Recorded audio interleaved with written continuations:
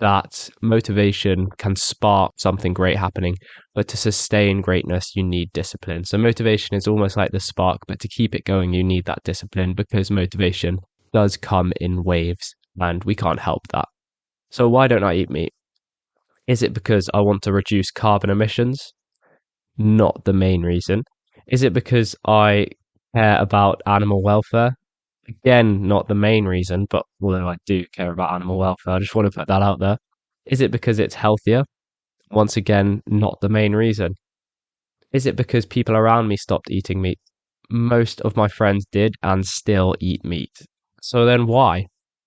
I stopped eating meat to train my discipline muscles by giving myself, at first, the seemingly impossible challenge of not eating meat. I was constantly tempted every single time I ate something. Initially, the struggle was very, very hard. The majority of people around me ate meat, and having to go out of my way to prepare veggie meals or get the grim looking veggie meals at my school was an additional challenge. So at my school, we had vegetarian meals, but it was genuinely like sewage, liquid sewage in a plate. So it was not the most appealing thing to eat every single lunchtime, but I forced myself to do it. And by forcing myself to do something that I knew would be very hard, I was able to build up my resistance to temptation and I was able to raise my discipline levels. You see, by doing something hard, like giving up meat in my case, you gain an enormous amount of self control and discipline, which can then be put into work in other areas of your life.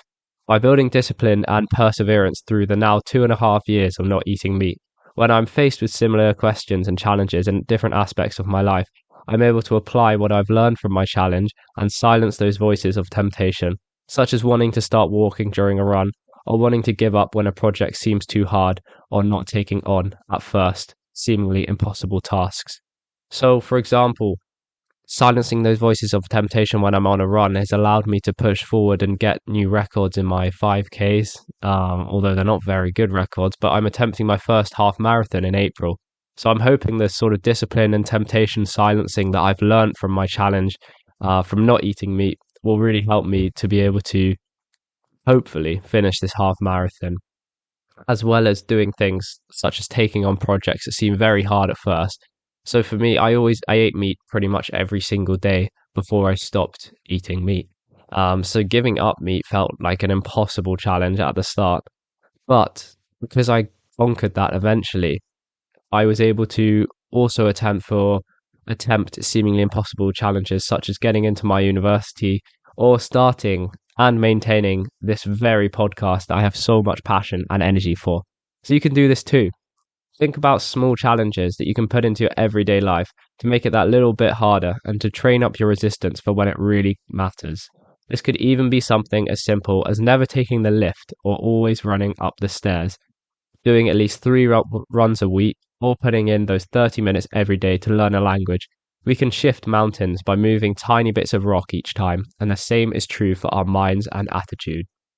Do think about things you can do and try to implement them, because at the end of the day, we all want to be able to do these hard challenges. Nothing is impossible, truly nothing. And if we want to be able to take on these seemingly impossible challenges, we need to be able to train up our resistance and our discipline to crush through these. I really love what David Goggins and Jocko Willink said when they talked about motivation and discipline. In that motivation, as I said before, is only truly the spark of a great journey. And to keep that great journey going, you're going to need an immense amount of discipline.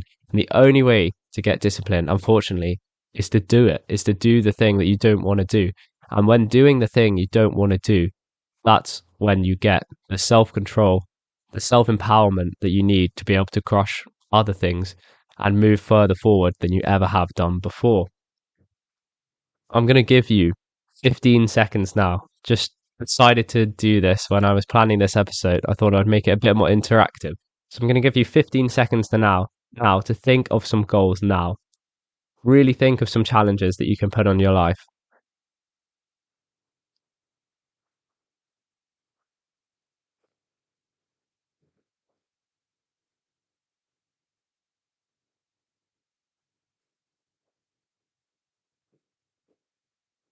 And that is just about 15 seconds now. So I hope you thought of some sort of goals that you can put into your life, some sort of daily challenges, resistance. As I said before, it could be something literally as simple as never taking the lift up the stairs again, up the floors again, and always taking the stairs. Have you thought of some? If you did, write them down and implement them and apply your gains to other areas of your life. So this thing that I noticed when I stopped eating meat is that genuinely the reason I did it was to train my discipline, was to be able to do hard things. Because I saw it as a challenge at first. I thought if I can go a week without eating meat would be a challenge for me, and I'm going to see if I can try and do it. So the first 3 or 4 times I failed, I ended up eating like sausage rolls or whatever, beef burgers. Um, but then one week I completed a whole week, and part of me was like, there's no point eating meat just for the sake of it. I wasn't really fancying meat that day. So I was like, I know, you know what, I may as well carry on. And ever since then, I've carried on. I reached a month, I reached 6 months, I reached a year, I reached 2 years, now 2.5 years.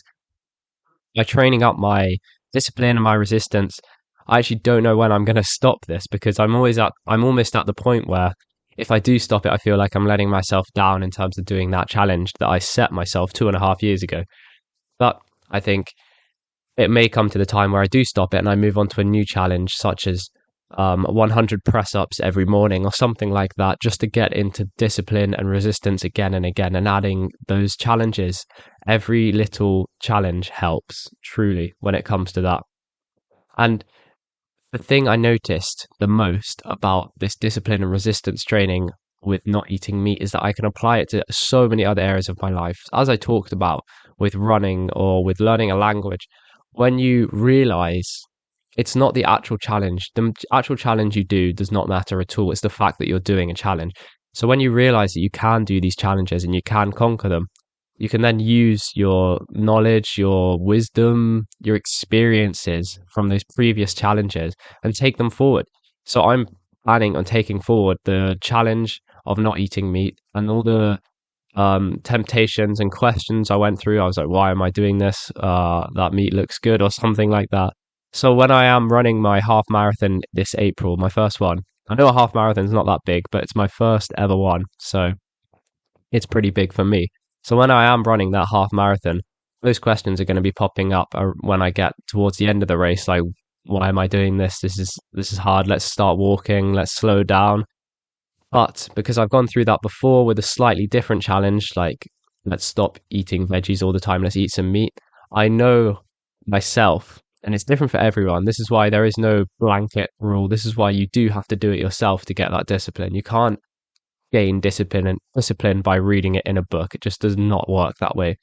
So because I've done that myself through not eating meat, I should, I mean, I hope I'll be able to probably not silence the questions, but at least answer some of them and say, look, I'm doing this for me. This is my challenge and I want to complete this. And if you are able to get that mentality, especially in demanding tasks such as a really stressful environment or such as running a race, learning a language, something that seems really impossible at the start, if you're able to build up that, break it into small chunks.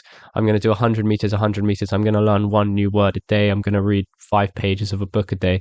Break it down into those smaller things. And because you know you've conquered small stages before in different challenges, you should be able to, and hopefully thinking positively, and using everything you've learned from your other experiences, you should be able to glide through those other challenges and absolutely crush your goals for this year and for your life.